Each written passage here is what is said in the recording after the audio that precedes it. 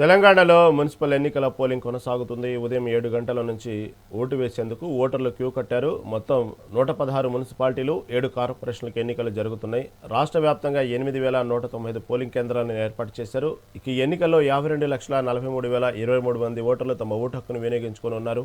ఈ నేపథ్యంలో 25,000 మంది పోలీసులతో భారీ బందోబస్తులు ఏర్పాటు చేశారు. సాయంత్రం 5 గంటల వరకు పోలింగ్ జరగనుంది. ఈ మున్సిపల్ బరిలో 12,993 మంది అభ్యర్థులు పోటీ చేస్తున్నారు. ఇక ఫిబ్రవరి 13న ఓట్లను లెక్కిస్తారు. అదే రోజు ఫలితాలు వెడుతున్నాయి.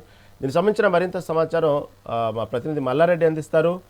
మల్లారెడ్డి, ప్రస్తుతం మున్సిపల్ ఎన్నికలకు సంబంధించినటువంటి ఓటర్లు ఎవరైతే ఉన్నారో తమ ఓటు హక్కును వినియోగించుకోవడానికి ఉదయం నుంచే 7 గంటల నుంచి క్యూ కట్టినట్టు అర్థమవుతుంది. ప్రస్తుతం అక్కడ తాజా పరిస్థితులు ఏంటి? ఏ విధంగా జరుగుతున్నాయి పోలింగ్ అక్కడ?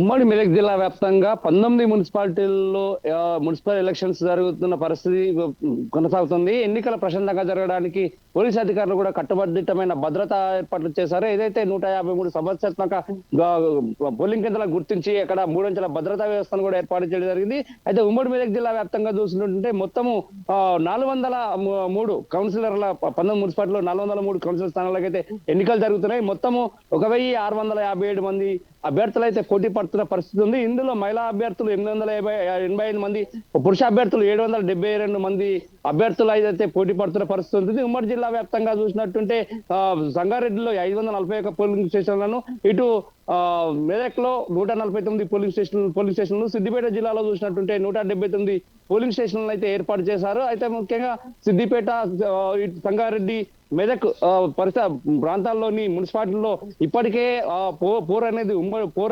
ముమ్మరంగా కొనసాగుతున్న పరిస్థితి ఉంది. ఏదైతే గట్టిగా బలంగా బీఆర్ఎస్ కాంగ్రెస్ పార్టీలు ఉండడంతో అక్కడక్కడ చెదురుమూరు సంఘటనలు అయితే మొన్న నుంచే జరగడం మొదలవుతుంది. అయితే మద్యం ప్రభావాలను కూడా నిన్న రాత్రి కూడా నర్సాపూర్ లో చెదురుమదురు సంఘటనలో లాఠీచార్జ్ జరిగింది. అదేవిధంగా సంగారెడ్డిలో నిన్న చెప్పేసి పోలీసు కేసు నమోదు కూడా జరిగింది. ఇలాంటి కొన్ని చెదురుమదురు సంఘటనలు మినహా మిగతా విధంగా చూసినట్టుంటే ప్రశాంత వాతావరణంలోనే పోలింగ్ అయితే కొనసాగుతున్న పరిస్థితి నెలకొంది. రహీం, అదే విధంగా ఈ 3 జిల్లాల కలెక్టర్లు, ఇటు మెదక్ జిల్లా కలెక్టర్ రాహుల్ రాజు, ఇటు సిద్దిపేట కలెక్టర్ రహిమావతి, అటు సంగారెడ్డి జిల్లా కలెక్టర్ ప్రావీణ్య ఎట్లయినా సరే మున్సిపల్ ఎలక్షన్ లో 100% పోలింగ్ నమోదయ్యేందుకే సమాప్తమవుతున్న పరిస్థితి ఉంది. అధికారులు కూడా ఇప్పటికే ప్రశాంత వాతావరణంలో పోలింగ్ జరిగేందుకు కూడా అన్ని ఏర్పాట్లు చేయడం జరిగిందని చెప్పేసి అధికారులు కూడా వెల్లడించిన పరిస్థితి ఉంది.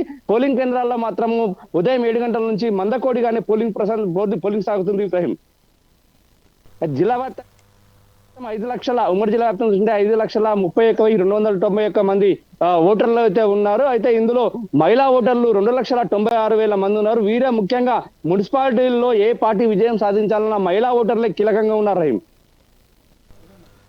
అయితే మల్లారెడ్డి, ప్రస్తుతం అక్కడ చూసుకుంటే ఈ మున్సిపల్ ఎన్నికల బరిలో చూస్తే 2 పార్టీలు పోటాపోటీగా ఇటు సంబంధించినటువంటి మద్యం పంపిణీలు, ఇటు పక్క చూస్తే నగదు పంపిణీలు భారీగా జరిగినాయి.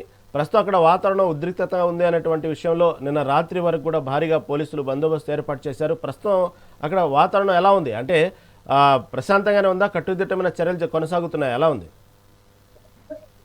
ఉమ్మడి మెదక్ జిల్లా వ్యాప్తంగా ఒక 153 సమస్యాత్మకత పోలింగ్ కేంద్రాలు అయితే గుర్తించడం జరిగింది. నిన్న రాత్రి మన నర్సాపూర్ లో ఏదైతే లాటరీ జరిగిందో, మద్యం పంపిణీ జరుగుతుందని చెప్పేసి, వెండి నాణాలు పంపిణీ జరుగుతుందని చెప్పేసి బీఆర్ఎస్ కాంగ్రెస్ పార్టీల మధ్యన కార్యకర్తల మధ్య తోపులాట జరగడంతో పోలీసు అధికారులు కూడా లాఠీ చేయడం జరిగింది.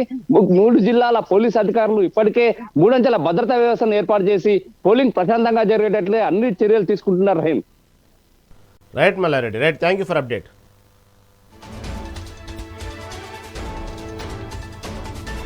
కొట్టే తెచ్చాను.